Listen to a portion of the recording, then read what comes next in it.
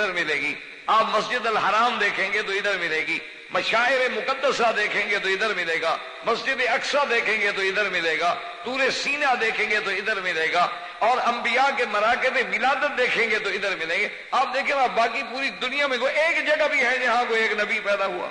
اللہ جانتے تھے نا کہ جو لوگ پیروں کو خدا بنا لیتے ہیں، اگر میں نے یہاں نبی پیدا کیا تو پھر میرا کام تو چھٹی ہو گیا۔ اللہ نے اپنے پیغمبر اس زمین میں بھیجے ہیں کہ ماننے پہ آئے تو صدیق بن کے دکھایا ہے، اور نہیں ماننے پہ آئے تو کھلے ابو جہل، اور درمیان میں لگی لپٹی ہے ہی نہیں۔ یہ تو ہمارے ملکوں کی عادت ہے نا کہ دونوں کو راضی رکھو، دونوں کو راضی رکھو، دل میں بغض ہو لیکن سر اور جب جائے یار بڑا حرامی ہے، کیا کریں، کرنا پڑتا ہے۔ یہ ہماری فطرت بن گئی، اس لیے اللہ نے ہمارے ملکوں میں نہیں بھیجے پیغمبر۔ اللہ جانتے تھے کہ اگر اس ملک میں ہم بھیجیں گے تو جو قوم سانپ کو خدا بنا لیتی ہے، جو قوم گاؤں کو گاؤں ماتا بنا لیتی ہے، جو قوم اگر چاہے تو بغیر اینٹی سیپٹک ادویہ کی اپنا پیشاب پینا شروع کر دیتی ہے، یہاں اگر میں نے پیغمبر بھیج دیے تو پھر اس کو یہ پتہ نہیں، اس خدا بنا لیں گے، خدا کا کام تو چھٹی ہو جائے گا۔ اس لیے اللہ تبارک و تعالیٰ اس زمین میں خاصیتیں ہیں اس میں۔ تو اب آپ دیکھیں کہ سب سے پہلے جن آباد ہوئے، جب زیادہ ہوئے جھگڑے شروع کر دی، فساد شروع ہو گیا۔ اب جب کثرت ہوگی تو فساد تو ہوگا۔ اب جناب لڑائی بھڑائی اور جھگڑے، اور اللہ نے پھر فرشتوں کو حکم دیا کہ جا کے ان کو ٹھیک کرو۔ فرشتے اترے، انہوں نے جناب جنات کو مار مار کے ان کا بھرکس نکال دیا۔ اب جناب وہ بھاگے، کوئی بحیرہ اور کوئی جزیروں میں اور کوئی کہیں، اور چھپ گئے۔ اس کے بعد اللہ نے آدم علیہ السلام کو بنایا۔ اسی لیے اللہ نے فرمایا کہ انی جاعل فی الارض خلیفہ۔ تو آپ اپنے عقیدوں کو صحیح رکھیں، سمجھیں۔ بعض لوگ سمجھتے ہیں کہ آدم علیہ السلام اللہ کا خلیفہ ہے، یہ ایک بڑی مشہور بات ہے جس کو ہر آدمی اپنی زبان پہ، جی آدم علیہ السلام، اور جی اللہ نے خلیفہ بنا کے بھیجا، اللہ کا بھیجا ہوا خلیفہ ہے۔ وہ بھی اللہ کا بھی کوئی خلیفہ ہو سکتا ہے؟ خلیفہ تو اس کو کہتے ہیں جو بعد میں آنے والا ہو، خدا چلا گیا آدم بعد میں آیا، ایسے خلیفہ ہے؟ اللہ کے بندے، اللہ کی ذات تو سب کی خلیفہ ہو سکتی ہے کہ انت صاحب فی السفر والخلیفۃ فی الاہل، کیونکہ اول بھی اللہ کی ذات ہے اور آخر بھی اللہ کی ذات ہے۔ یہ تو نہیں کہ نعوذ باللہ اللہ پاک چلے گئے تو ان کے بعد جو ہے وہ خلیفہ ہو۔ معنی یہ ہے خلیفہ کا کہ ایک تو یہ ہے کہ پہلی جو قومیں ہم نے دنیا میں آباد کی تھیں، ان کے بعد چونکہ آپ کو ہم بھیج رہے ہیں تو آپ خلیفہ ہیں، ان کے بعد جانے والے ہیں۔ اور دوسرا معنی اس کا یہ ہے کہ پھر تمہاری اولاد میں آگے قیامت تک ہم جو نسل رکھیں گے وہ تمہاری اولاد کی ہوگی، جعلناکم خلائف فی الارض، پھر وہ ایک دوسرے کے خلیفہ بنتے چلے جائیں گے، ایک آئے گا پھر دوسرا، جیسے رات اور دن جو ہیں ایک دوسرے کے خلیفہ ہیں۔ والذی جعل اللیل والنہار خلفۃ، کہ دن اور رات کو اللہ نے خلیفہ بنایا۔ کیا بنا؟ دن گیا رات آ گئی، رات گئی دن آ گیا، تو خلیفہ کا معنی یہی ہوتا ہے۔ تو اللہ تبارک و تعالی نے آدم علیہ السلام کو بنا کے بھیجا۔ تو اب جناب یہ سمجھیں کہ باقی رہ گئی دو مخلوق، جن اور انسان۔ تو اب جنوں میں تو افضل انسان ہے، تو اب اللہ نے جو نبی بھیجنے ہیں تو کس سے بھیجے؟ فرشتوں کو تو بھیجنے کی ضرورت نہیں۔ اچھا جنات جو ہیں وہ اتنی اعلیٰ نسب والی قوم نہیں، تو اب باقی قوم کون سی بچی؟ صرف آدم علیہ السلام اور ولد آدم، اللہ نے اسی سے زمین کو آباد کیا۔ اچھا خدا کی شان دیکھیں کہ آدم علیہ السلام سے لے کر تقریباً 10 صدیوں تک کوئی جھگڑا نہیں تھا، کوئی اختلاف حضرت آدم علیہ السلام۔ اچھا اسی طرح خدا کی شان ابھی آپ دیکھ لیں کہ اب آپ 1423 میں جا رہے ہیں اللہ کی رحمت سے۔ سرکار دو عالم صلی اللہ علیہ وسلم کے زمانے مبارک سے لے کر، یعنی آپ یوں سمجھیں کہ پوری 10 صدیاں جو ہیں اس میں کوئی اختلاف، کوئی جھگڑا نہیں، کوئی سر پٹفل نہیں، کوئی لڑائی نہیں، کوئی چار مسجدیں نہیں بنی، کسی مسئلے پہ جھگڑا۔ آپ مجھے ایک کتاب دکھا دیں کسی 10ویں صدی تک، ایک کتاب مجھے دکھا دیں آپ جس میں کوئی جھگڑا ہو، کہ جیسے آج کل جھگڑے ہیں نبی فاتحہ پہ جھگڑا، امین پہ جھگڑا، رفعتین پہ جھگڑا، اور جناب ہاتھ باندھنے پہ جھگڑا، اور غسل پہ جھگڑا، وطر پہ جھگڑا، تراویح پہ جھگڑا۔ اللہ پاک رحمت فرمائے اور اللہ سب کو اتفاق و اتحاد کی دولت سے مالا مال فرمائے۔ یعنی آپ حیران ہوں گے کہ آخر سرکار دو عالم کے بعد خیر القرون کا زمانہ ہے، صحابہ، تابعین، تبع تابعین، پھر ائمہ مجتہدین، ائمہ محدثین، یہ سارے جھگڑے تو آئے نہیں، مسئلہ موجود رہا اختلاف کا۔ بعض صحابہ اس کے قائل تھے، بعض اس کے قائل تھے، جھگڑا کوئی نہیں، کوئی لڑائی نہیں، کوئی جھگڑا نہیں، کوئی مسئلہ ہی۔ اب جیسے دیکھیں کہ حتیٰ کہ سرکار دو عالم صلی اللہ علیہ وسلم کی معراج کا مسئلہ ہے، بعض صحابہ کہتے ہیں حضور پاک نے اللہ کی زیارت فرمائی ہے، بعض صحابہ کہتے ہیں اللہ کو نہیں دیکھا آپ نے۔ اختلاف تو موجود ہے، مسئلہ دونوں طرف صحابہ میں موجود ہے، لیکن کسی نے ایک دوسرے کے خلاف کتاب لکھی ہو، فتویٰ دیا ہو، اور کسی نے کہا ہو کہ نہیں جناب یہ نہیں مانتا ہے، وہ تو بالکل حضور کی شان کی کمی کر رہا ہے، تو ایسے سارے جھگڑے جو ہیں یہ بعد میں پیدا ہوئے۔ اور یہ اللہ کی شان ہے کہ آدم علیہ السلام کے بعد بھی 10 صدی تک کوئی جھگڑا نہیں، 10 صدی کے بعد جناب اب جھگڑے شروع ہوئے، اختلافات شروع ہوئے، باتیں شروع ہوئیں، قتل شروع ہوئے، فساد شروع ہوئے، پھر اللہ نے سب سے پہلا رسول جو ہے وہ حضرت نوح علیہ السلام کو بھیجا ہے، اور حضرت نوح علیہ السلام شریعت لے کے آئے ہیں۔ تو اب بہرحال یہ میری ساری تمہید باندھنے کا مطلب یہ تھا کہ سرکار دو عالم سے لے کر سیدنا آدم علیہ السلام تک ہمیں یہ ہمارے عقیدے کا جز ہے کہ یہ تمام کے تمام بشر ہیں اور آدم علیہ السلام کی اولاد ہیں، اور آدم علیہ السلام کی اولاد میں سب سے اعلیٰ و برتر انبیاء ہیں، انبیاء سے اعلیٰ اللہ کے رسول ہیں، اللہ کے رسولوں سے اعلیٰ اولو العزم من الرسل ہیں، اور ان سب کے سردار جو ہیں وہ سیدنا محمد الرسول اللہ ہیں۔ تو جب ہم کلمہ پڑھیں گے لا الہ الا اللہ محمد الرسول اللہ، اگر 1 منٹ کے لیے بھی ہمارے دماغ میں یہ خیال آ جائے کہ محمد الرسول اللہ شاید بشر نہیں نور ہیں، تو اب تشکیک آ گئی، تو ایمان تمہارا ختم ہو گیا، ہم تو شک میں پڑ گئے، پھر ایمان تو یقین کا نام ہے، تو ہمارا تو اسی وقت ایمان ختم ہو گیا۔ لوگ تو اس کو معمولی سی بات سمجھتے ہیں۔ اچھا اب جناب بات سنیں، میں نے جو سابقہ درس میں کی تھی، تو انشاءاللہ اللہ کرے وہ بات آپ کو یاد آ جائے۔ اصل میں بات یہ کہ عقیدے کی باتوں میں تو کڑواہٹ ہوتی ہے، سختی ہوتی ہے، اسی لیے تو لوگ انبیاء علیہ السلام کے ساتھ بھی جھگڑتے تھے نا۔ باقی تو چلو کوئی تاریخی واقعہ ہو تو کوئی دلچسپی ہو جاتی ہے، کوئی بات نہیں آ گئی، لیکن عقیدے میں تو لازمی بات ہے کہ سختی ہو۔ اب جناب بہرحال سنیں کہ بھئی یہ ہمارا عقیدہ ہے کہ سیدنا محمد مصطفیٰ بشر ہیں، سید البشر ہیں۔ اب جناب یہ سمجھیں، ٹھنڈے دل سے آپ غور کریں کہ چلو اگر خدا نہ کرے کوئی آدمی حضور صلی اللہ علیہ وسلم کی بشریت کا انکار کر دے، وہ یہ عقیدہ رکھے کہ نہیں جناب حضور بشر نہیں، کیا ہے؟ نور۔ تو اب یہ اچھا وہ تو سمجھے گا نا کہ میں حضور کی شان بیان کر رہا ہوں نا، وہ تو یہی سمجھتے ہیں نا کہ ہم نور کہنے والے جو ہیں ہم حضور کی شان بڑھا رہے ہیں، بشر کہنے والے حضور کی شان کو گھٹا رہے ہیں۔ ان کا عقیدہ یہی ہے، وہ کہتے ہیں کمال ہے جی، ہم بھی بشر اور تم بھی بشر، نبی بھی بشر، لاہور وہ کہتے ہیں دیکھو جی یہ حال ہے نا، یہی تو گستاخی ہے کہ کمال ہے جی ہم جیسے گناہگار بھی بشر ہوں اور نبی پاک بھی بشر ہوں۔ لیکن دوسری طرف انہوں نے کبھی یہ نہیں سوچا کہ اگر ہم بشریت کا انکار کر دیں تو پھر آپ کے والد محمد ابن عبداللہ کا اقرار کیسے کریں؟ ٹھنڈے دل سے غور کریں، سوچیں کہ آپ کے والد عبداللہ ہیں، والدہ بی بی آمنہ ہیں، دودھ پلانے والی بی بی حلیمہ ہیں، تو جب حضور بشری نہیں تو یہ تو سارا سلسلہ ختم ہو گیا۔ تو یہ تو مسئلہ ہے کہ مسئلہ ولادت کا تو مسئلہ ہی ختم ہو گیا۔ اچھا اگر ہم کہیں کہ حضور بشر نہیں تو پھر سیدہ خدیجہ سے نکاح کس کا ہوا؟ نور کا نکاح ہوا۔ بی بی عائشہ، سیدہ خدیجہ، ازواج مطہرات۔ اچھا پھر حضور کے بیٹے، حضور کی بیٹیاں، تو اگر حضور کی ذات مبارک بشر ہی نہ ہو تو پھر یہ ساری نسبت ہم کدھر کریں گے؟ آپ ٹھنڈے دل سے سوچیں کہ ایمان بچتا بھی ہے کہ ایمان فی امان اللہ ہو جاتا ہے، یعنی ولادت کا انکار۔ اچھا جی بی بی حلیمہ سعدیہ کا دودھ پیا، نور بھی دودھ پیتا ہے کیا؟ کوئی مولوی اکٹھے ہو کے ہمیں دکھائے کہ جبریل علیہ السلام فلاں گھر میں آئے دودھ پیتے تھے۔ ٹھنڈے دل سے جھگڑے کی بات نہیں ہے۔ یہ تو نہیں نا کہ صرف باتیں کہہ دی جائیں، بات کی اندر کوئی وزن تو ہونا۔ یہ معنی تو نہیں نا کہ جی جو عقیدت میں کہہ دوں، یہ معنی نہیں عقیدت کا کہ آپ نعوذ باللہ ولی کو نبی بنا دیں اور نبی کو خدا بنا دیں، یا یہ بھی تو پھر ایک محبت کا رنگ ہے نا، جو کہتے ہیں جی جو درجہ روافظ کہتے ہیں کہ درجہ ولایت جو ہے نا یہ اور درجہ امامت جو ہے تو نبوت سے بھی بڑھ کر ہے۔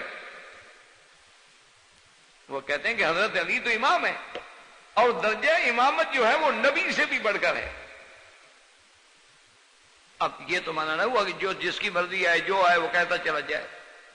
تو اگر ہم حضور کی بشریت کا انکار کریں گے، یاد رکھو، تو ولادت کا انکار ہوگا، رضاعت کا انکار ہوگا، حضور صلی اللہ علیہ وسلم کے بچپن کے سارے واقعات کا انکار ہوگا، حضور کا شباب، حضور کے نکاح، حضور کی شادی مبارک، حضور کی اولاد، حضور کی بنات، حضور کے ازواج مطہرات، اس ساری شریعت کا ہم انکار کر،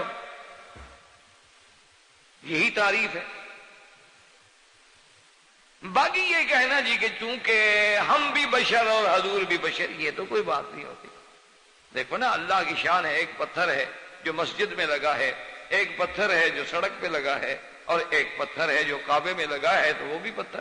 اب جنس کا تو انکار نہیں کر سکتے، جیسے کہ کسی شاعر نے کہا تھا کہ اللہ کے نبی ہیں تو بشر، جیسے یاقوت ہے تو پتھر، جتنے وہ جوہرات ہیں کیا پتھر ہے۔ لیکن جناب اب ایک یاقوت جو ہے وہ تو، بلکہ ایک لطیفہ ہے، ہمارے وہ ایک دوست ہیں اپنا تو منصور صاحب، بہت ماشاءاللہ، تو ان کا اصل کاروبار جو تھا نا جی وہ یہ ہے یہ پتھروں کا۔ اس میں انہوں نے باقاعدہ ڈگری حاصل کی، ڈپلومے حاصل کیے، اور حکومت پاکستان کے جو اس قسم کے محکمے ہوتے ہیں اس میں رہے کافی عرصہ۔ اس کے بعد جو انہوں نے بہت بڑا ان کا بزنس ہے ماشاءاللہ۔ تو اب اللہ کی شان یہ ہے کہ وہ پہلے تو ہیرے کے ہیرے، میں نے اس کو ہمیشہ کہا، تو اب ہمارے ایک بہت بڑے عالم ہیں حضرت شیخ ظفر علی خان رحمتنا سلمہ اللہ، اس میں کراچی میں، تو اب ان کے وہ یعنی شاگرد بھی ہیں اور ساتھی بھی ہیں۔ تو میں نے اس سے کہا، میں نے کہا حضرت یہ آدمی پتھروں میں سے ہیرا ڈھونڈ نکالتا تھا نا، اسی طرح انسانوں میں بھی اس نے ایک ہیرا ڈھونڈ لیا نا، آپ کی صحبت حاصل ہو گئی اس کو۔ اب وہ خود بھی عالم ہے ماشاءاللہ، ابھی یعنی وہ خود بھی عالم ہے ماشاءاللہ، اور بڑا سنجیدہ سمجھدار عالم، ذہین عالم، کیونکہ استاد جو اچھے ملے، جب استاد اچھے ملیں گے تو شاگرد تو پھر موتی پیدا ہوں گے۔ تو اس سے ایسے بات ہو رہی تھی، ہم نے کہا کہ بھی دیکھیں قرآن میں تو ہیرے کا ذکر ہے نہیں، الباس کا تو کہیں ذکر نہیں آیا قرآن میں، کأنہن الیاقوت والمرجان، البتہ یاقوت و مرجان کا ذکر آیا ہے، اور اسی طرح لؤلؤ کا ذکر آیا ہے۔ تو لیکن اب آپ کے ہاں قیمتی تو یار وہ الباس ہوتا ہے، اور قرآن نے یاقوت کا ذکر کیا ہے۔ عجیب بات ہے، جو بڑی قیمتی چیز تھی اس کا تو ذکر ہی نہیں آیا قرآن پاک میں۔ تو اس نے کہا نہیں وکیل صاحب، جو کہ آپ ان کو نہیں سمجھتے ہیں، ہمارے ہاں ایک مثال ہے کہ یاقوت کی دلالیوں میں ہیرے ملتے ہیں۔ انہوں نے کہا کہ ہیرا تو کچھ بھی نہیں ہوتا یاقوت کے سامنے۔ انہوں نے کہا کہ یاقوت کی دلالیوں میں ہیرے مل جاتے ہیں۔ تو انہوں نے کہا ہیرا کچھ نہیں ہے، جس چیز کا اللہ نے قرآن میں نام لیا اس میں حکمت ہے۔ اس لیے علماء نے فرمایا ہے کہ یاقوت بھی پتھر ہے، لیکن لیسا کالحجر، یہ تو نہیں کہ اس کو عام پتھر کے برابر سمجھو گے۔ اچھا جیسے ہم بھی سنتے ہیں، خدا بھی سنتا ہے، لہذا برابر ہو گئے، خدا ہو گئے۔ بھئی بندہ بھی تو سمیع ہے نا، اللہ نے خود قرآن میں فرمایا ہے کہ میں نے انسان کو جعلناہ سمیعا بصیرا، اللہ نے فرمایا ہم نے انسان کو سننے والا اور دیکھنے والا بنایا۔ تو اب سمیع اور بصیر اللہ کی بھی صفت ہے، تو اب کہیں گے جی سمیع اور بصیر نہ کہو، کیوں؟ ورنہ تو خدا بن جائے گا۔ اسی میں تو وہ دھوکے لگے جن لوگوں نے پھر وحدت الوجود کے چکر میں آ گئے کہ ان نے کہا کہ جناب اصل میں کیا جھگڑے کرتے ہیں یہ جو کون؟ انہوں نے کہا جی بس آپ خود ہیں جناب، خدا۔ انہوں نے کہا جی ہر چیز میں خدا ہے، بس انہوں نے کہا گردن ذرا گردن جھکائی دے، دل کے آئینے میں ہے تصویر یار، جب ذرا گردن جھکائی دیکھ لی، تو اللہ کو بس دل میں بٹھا رکھا ہے، جب چاہتے ہیں اس کو دیکھ لیتے ہیں۔ بھئی اللہ کے بندے کو عقل کی بات کریں، کچھ سوچیں کہ ہم کہہ کیا رہے ہیں۔ تو اس لیے ہمیشہ یاد رکھیں کہ اگر انکار بشریت کرو گے، سب سے پہلے تو اللہ کے قرآن کا انکار ہو گیا، اور قرآن کا انکار کفر ہے۔ کہ قل انما انا بشر مثلکم یوحی الی، اللہ نے فرمایا میرا مدنی محمد مصطفیٰ اعلان کر دیں، کہہ دیجئے انما انا بشر، اور انما حسر کے لیے ہے، اور اس کے بعد فرماتے ہیں انا بشر، میں بشر ہوں۔ اب یاد رکھیں جیسے اللہ نے آدم کو خلیفہ بھی فرمایا ہے، اللہ نے آدم کو انسان بھی فرمایا، اللہ نے آدم کو بشر بھی فرمایا ہے۔ اللہ تبارک و تعالیٰ نے ان کا نام آدم بھی فرمایا ہے، تو معلوم ہوا کہ بشر کے نام میں بھی کوئی توہین نہیں، واللہ سب سے پہلے آدم، پہلے نبی کو اللہ کے فرمایا وَإِذْ قُلْنَا لِلْمَلَائِكَةِ اسْجُدُوا لِآدَمَ، یہاں نام ہے باقاعدہ آدم، قُلْنَا یا آدم اسکن، نام ہے آدم، اور کہیں فرماتے ہیں انی جاعل فی الارض خلیفہ، اور کہیں فرمایا خلقنا الانسان، اور کہیں فرمایا خلق الانسان من صلصال کالفخار وخلق الجان من مارج من نار۔ اسی طرح اللہ تبارک و تعالی انی خالق بشرا، تو آپ کا نام بشر بھی آیا، خلیفہ بھی آیا، آدم بھی آیا، انسان بھی آیا، لہذا اگر نعوذ باللہ اس میں کوئی لفظ اہانت کا ہوتا اللہ اپنے پیغمبروں کی شان بیان کر دے۔ اس لیے یہاں کلمہ یاد رکھیں، انما انا بشر، یہاں انما کا کلمہ ہوگا وہاں حصر کا فائدہ ہوگا، یعنی چیز جو ہے بالکل محصور ہو کے پکی ہو گئی۔ فرمایا کہہ دے میرا مدنی محمد مصطفیٰ انا بشر، میرا اللہ یہ کافی ہے سمجھنے کے لیے۔ فرمایا نانا کہہ دو انا بشر مثلکم، میں صرف یہ نہیں کہ بشر بلکہ میں تمہاری مثل ہوں، جیسے تم ماں کے بطن سے پیدا ہوئے میں بھی ماں کے بطن سے پیدا ہوا، میں بھی اپنی اماں کے بطن میں 9 مہینے تک رہا۔ اس لیے بی بی فرماتی ہیں کہ میں جب حضور صلی اللہ علیہ وسلم میرے بطن مبارک میں تھے میں حمل سے تھی، اور کبھی کبھی میں مکے کی وادیوں میں پہاڑوں میں سے گزرتی تھی تو مجھے آواز آتی تھی کہ مبارک ہو آمنہ تجھے قد حملت بمحمدا، کہ تم محمد مصطفیٰ کے تیرے بطن کے اندر اللہ کا نبی ہے، تم اس کا حمل اٹھا کے چل رہی ہو۔ فرماتی ہے میں حیران ہوتی کہ کہاں سے آواز آتی ہے، لیکن مجھے کوئی نظر نہیں آتا تھا۔